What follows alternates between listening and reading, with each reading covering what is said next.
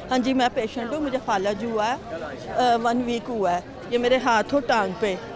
ये बड़ी मैं स्टिक से चल रही हूँ, मगर इस वक्त स्टिक मैंने अपने बेटे को दे दिया। मैं बिल्कुल अफोर्ड नहीं कर सकती। मेरे हस्बैंड की डेथ हो गई, तो अब ये जो मेरा है बेटा, ये भी बिल्कुल बेरोज़गार है। और मैं हूँ नहीं है तो भरा, मगर ना उसे दिमागी प्रॉब्लम है। इस वजह से वो बेचारा कुछ कर ही नहीं सकता। और मैं जो हूँ तो मैं पहले काम करती थी, मगर अब जब से मुझे पहले हड्डियों की टीबी थी और अब मुझे फालज का इशू हो गया, मैं तो अब कुछ कर ही नहीं सकती। मैं तो अपने आप को नहीं संभाल सकती। अब है मसला मेरा दवाइयों का, कि मुझे 1 मंथ की दवाई मिले। मुझे डॉक्टर ने लिखा है कि आपको 1 मंथ की दवाई। तो डॉक्टर्स ने आपको तमाम अद्वियात लिख के दी हैं, वो यहाँ अवेलेबल हैं? हाँ जी, वो यहीं से है। मुझे डॉक्टर ने कहा आपको यहाँ से मिलेगी। मैंने तो 1 मंथ की लिखी है, मगर मुझे ये मैं नहीं जानती कि वो आपको कितने दिनों के दिए, क्योंकि वो जानते हैं इन्हें। तो ना अब वो यहाँ से कुछ भी नहीं मिल रहा। अच्छा, आपको यहाँ से कितने डेज़ की मेडिसिन दे रहे हैं? यहाँ से अभी जब मैं गई हूँ तो अब तो दे ही नहीं रहे इस वक्त। बिल्कुल भी नहीं दे रहे। क्यों, क्या वजह बता रहे हैं? वजह यही बताने, मेडिसिन नहीं है। मेडिसिन है, अगर मेडिसिन ना होती है, फालज की मेडिसिन है, ये तो ज़रूर होगी। इस वक्त मेडिसिन नहीं है। अब आप मुझे बताएं हम कहाँ से लाएं? आप ये कंप्लेन लेके एमएस के पास गई? नहीं, वो नहीं मैं गई, मैंने आप लोगों को देखा है। मैं तो पहले चाहती थी कि कोई हो एंकर मीडिया से हो कि जो मैं बताऊं। मैं सीएम, हमारी सीएम है जो पंजाब, वो बहुत अच्छी हैं, वो तो हमारे लिए सोचती हैं, मगर आगे से निज़ाम बिल्कुल गलत है। हमें दवाइयाँ नहीं मिल रही। मैं सीएम पंजाब को कह रही हूँ, पैगाम पहुँचाना चाह रही हूँ, क्योंकि वो गरीबों का बहुत ख्याल रखती हैं कि उन्होंने कहा कि ख़वातीन मेरी हाँ जी, बिल्कुल वो ख़वातीन का बहुत ख्याल रखती हैं।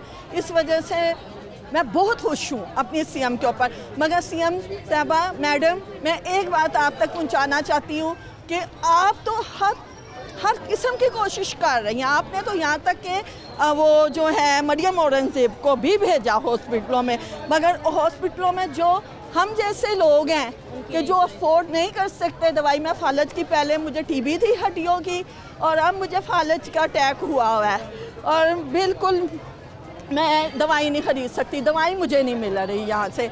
अब आप बताएं मैं कहाँ से ख़रीदूँ? जो मेरे हस्बैंड थे उनकी डेथ हो गई है, और मेरा बेटा, उनका दिमाग वैसे काम नहीं करता। मैं पहले काम करती थी, स्टोर पे भी काम किया, मगर अब मैं काम नहीं कर सकती। मेरे अंदर इतनी हिम्मत ही नहीं है। ठीक है, इन लेडी का ये कहना है कि पहले ये काम करती थी, पहले इनको ज़रूरत भी नहीं थी, ना कभी इन्होंने ऐसे कहा।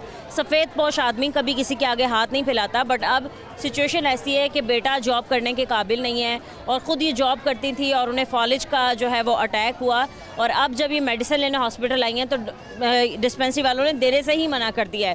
खैर, जितने भी हमारे जो गवर्नमेंट ऑफिसर्स हैं, ये भेज बदल के आते हैं जब हॉस्पिटल्स में और सरप्राइज़ विज़िट करते हैं, तो ये हमें भी पता है किस तरीके से बेवकूफ़ बनाने वाली बातें होती हैं। आप लोगों को सब मालूम होता है कहाँ क्या हो रहा है, कहाँ क्या नहीं हो रहा।